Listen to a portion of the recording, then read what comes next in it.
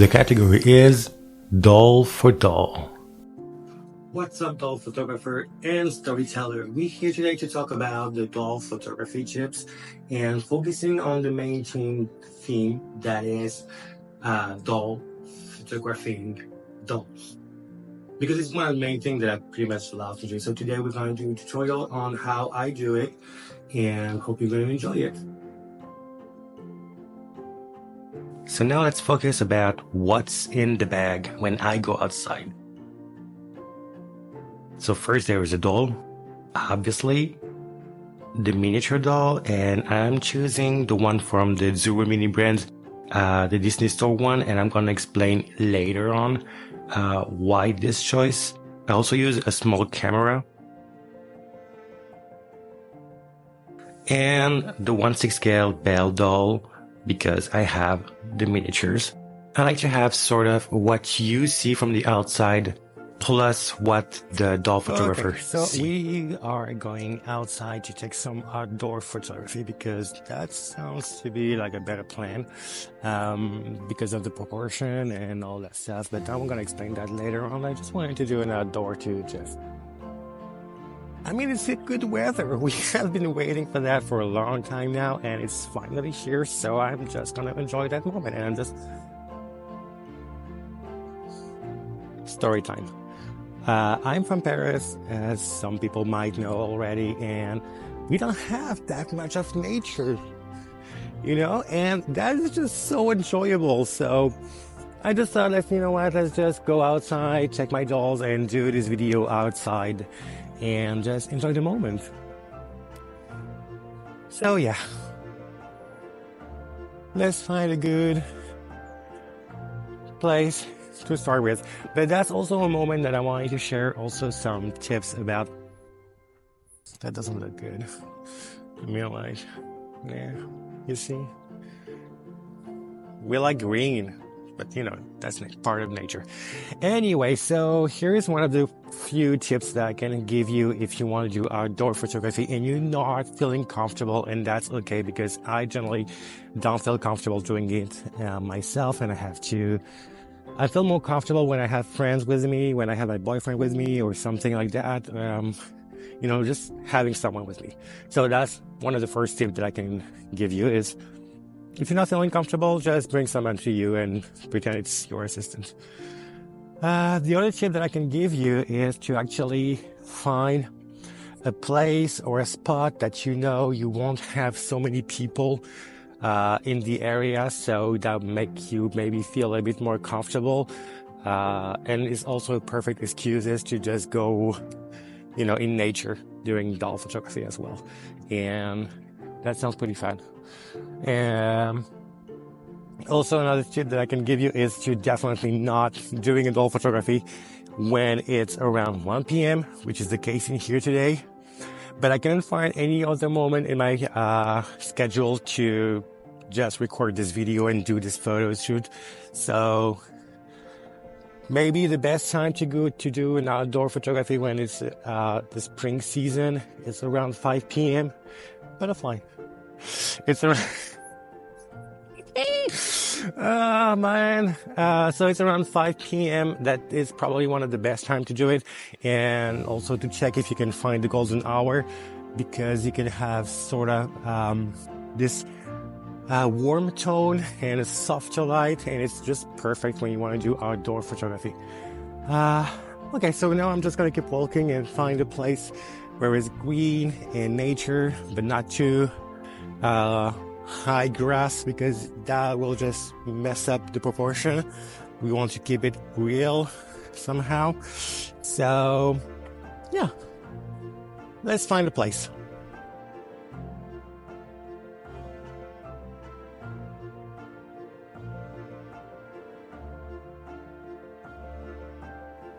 So I am lucky today because there is a huge cloud covering up the sun, so it's a little bit more of a soft light at the moment. So I'm just gonna enjoy that, and I just have found the perfect spot for doll photography. So let's start. Okay, so now that we have found this spot to do the doll photography, I'm gonna prepare the doll and make a little pose so that he will have the camera in one of his hand and the doll in one of the other hand. I'm gonna start with a basic kind of poses that many doll photographers already know. It's when you are holding the feet of your dolls and you just stand, like in front of you. And that's the kind of thing that I'm going for this first photo.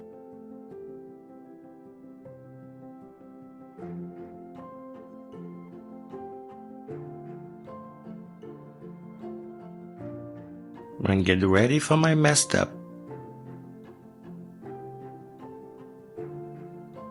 Yeah, that happened. See, the mini brain zero have a hole inside, so I'm kind of using it to place the finger of the doll inside of that hole so that it will be easier for the doll to sort of hold the miniature.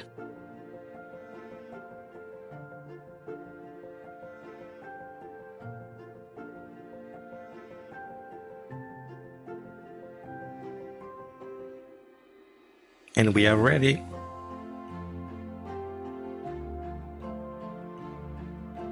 This is sort of an inception moment. It's a doll photographing a doll being photographed by me. So this is the first shot that I have. It's not edited, of course. And I try to have another perspective.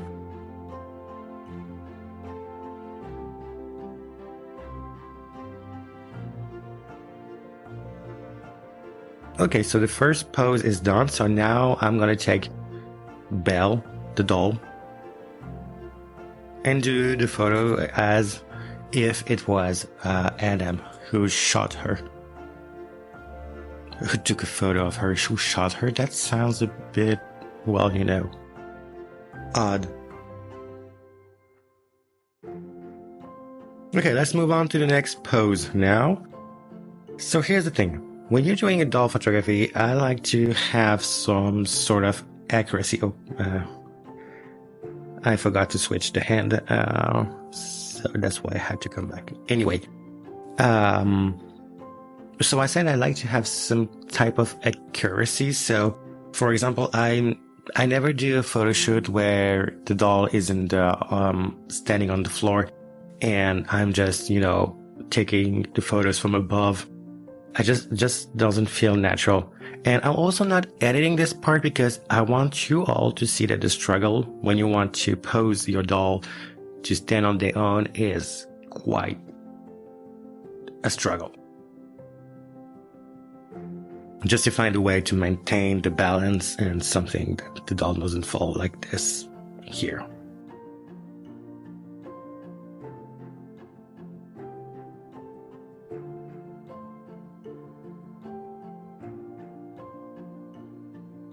Anyway, I'm going to take the photo so you can see the differences and what I was talking about the fact that this is not the kind of doll shot that you do.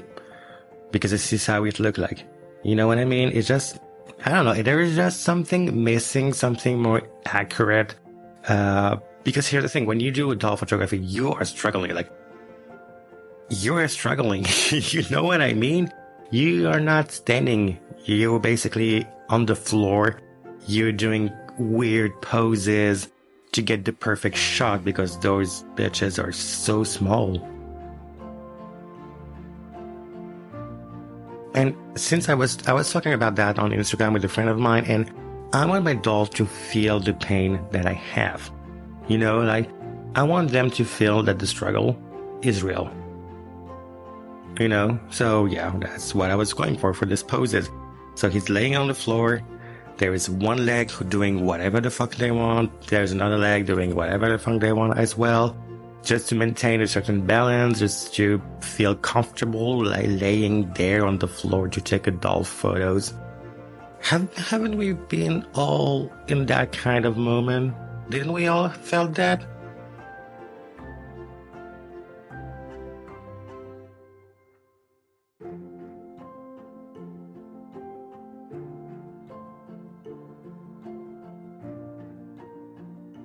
Okay, so doesn't it look a little bit more accurate?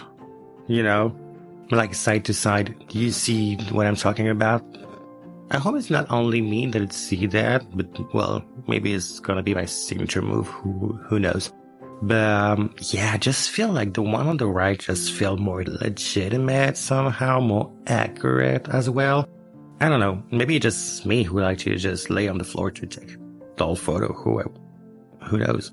Well, while I'm at here, I might as well take the photos for the miniature of the video.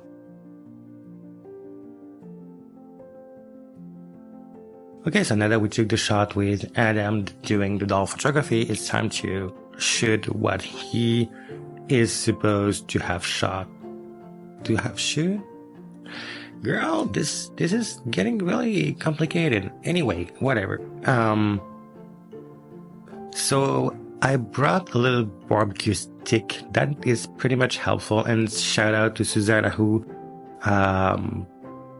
shared that on her Instagram story how she does her doll photography, and she said that she was using wood stick, and I thought that's actually really smart. So I bought one. So I forgot to mention that on the earlier when I was talking about what's in the bag. Also, I forgot to mention that you should have blue tack in your bag, because you never know, sometimes the dolls can just flip like we saw earlier. And that probably this incident wouldn't happen if I had a blue tack.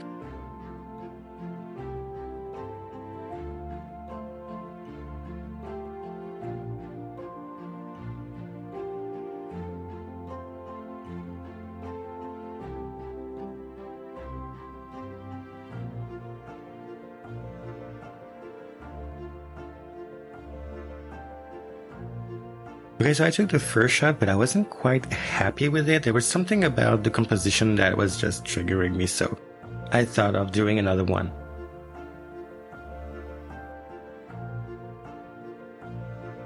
And yeah, the second one seems like more likable, at least for me.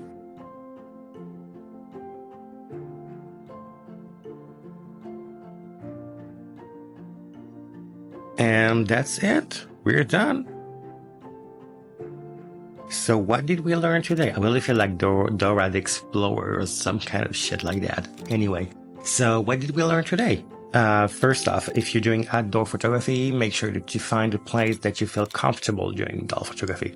Remember, it's supposed to be a hobby, it's supposed to be a pleasure, so just keep that in mind when you're doing that. Just don't put yourself at risk, physically or even mentally. That's, that matters. So just pay attention to that.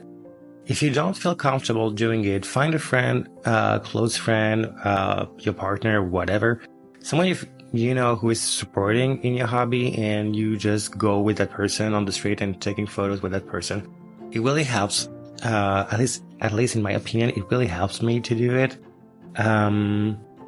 Also, when you're doing doll photography and you're doing photographing a doll, find the proper miniatures. You don't have to go with the way I do with the regular size, the 1/6 scale size of the miniatures.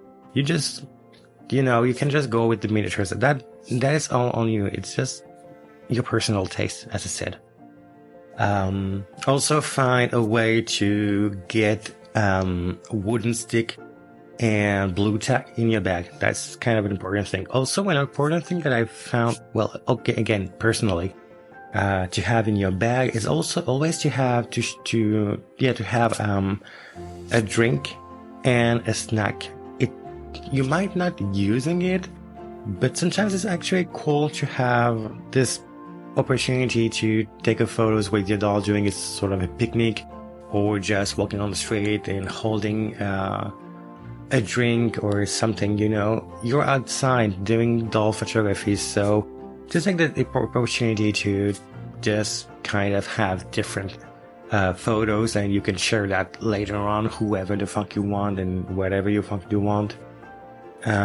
Okay, so that's all for today. I hope you enjoyed the video.